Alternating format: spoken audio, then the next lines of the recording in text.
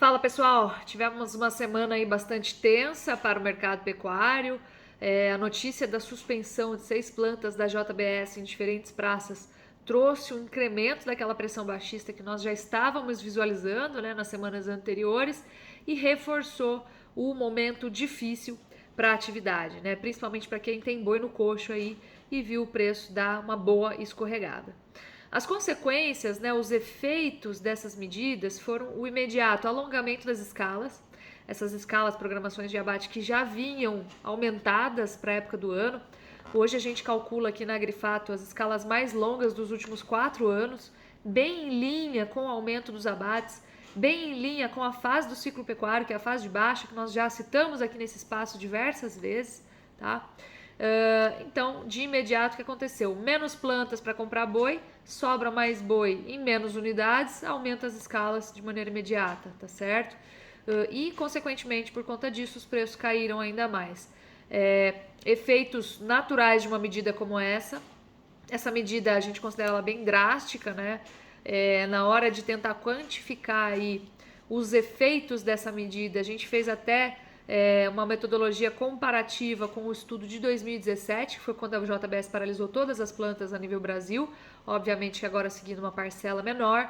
Então foi uma semana bastante difícil, bastante complicada e desafiadora para o pecuarista que tinha boi para vender, tá?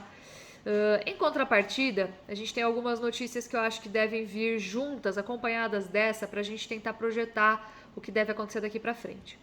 Em primeiro lugar, a gente tem visto aí revisão após revisão dos indicadores macroeconômicos referentes ao que está acontecendo com a realidade brasileira, principalmente quando a gente fala de PIB, quando a gente fala de inflação, quando a gente fala de emprego. Então, já temos notícias citando pleno emprego no Brasil, que é uma questão técnica. Nós temos também deflação registrada agora recentemente.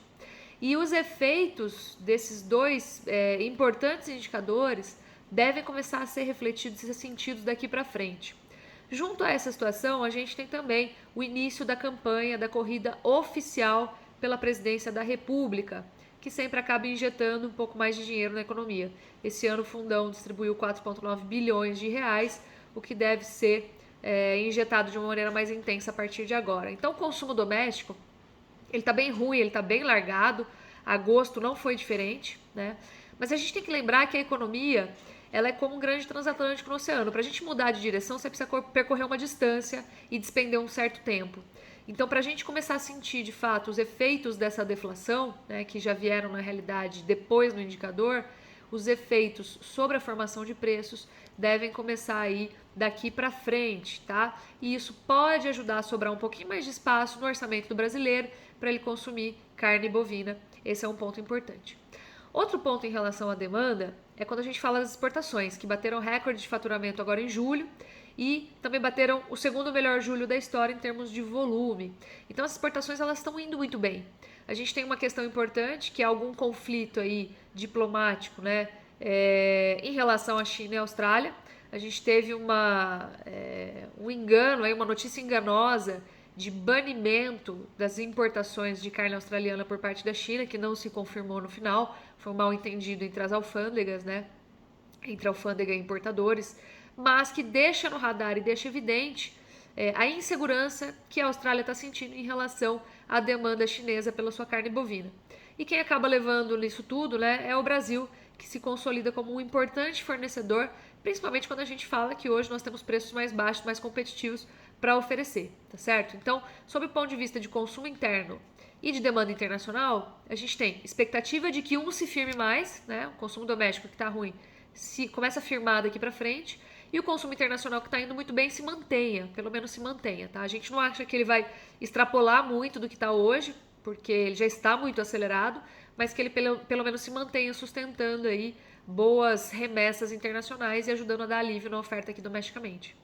Outro ponto positivo que pode influenciar o mercado daqui para frente é que essa complicação sobre os preços, né, e essa queda de margem projetada entre julho e agosto pode cobrar o seu preço sobre o volume de animais confinados, tá?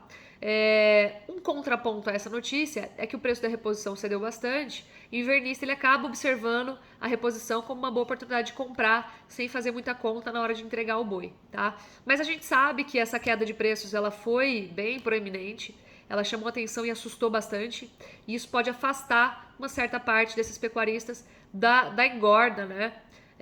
Principalmente da engorda especulativa, dado que a gente tem resultados aí que em algumas praças não estão fechando as contas. E isso pode prejudicar a oferta aí, principalmente a partir de outubro e novembro, tá bom?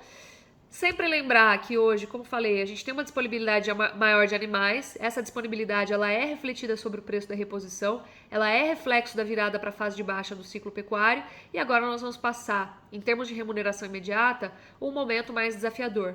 Lembrando sempre que quando o preço do boi cai, ele traz consigo uma grande oportunidade de aumentar o estoque de animais dentro de condições de troca e de ágio mais convidativas para que a gente participe da próxima fase de alta de ciclo com um estoque maior de arrobas e assim vendendo mais na época em que a arroba está mais valorizada. Tá bom? Por enquanto é isso aí, logo a gente volta. Até a próxima.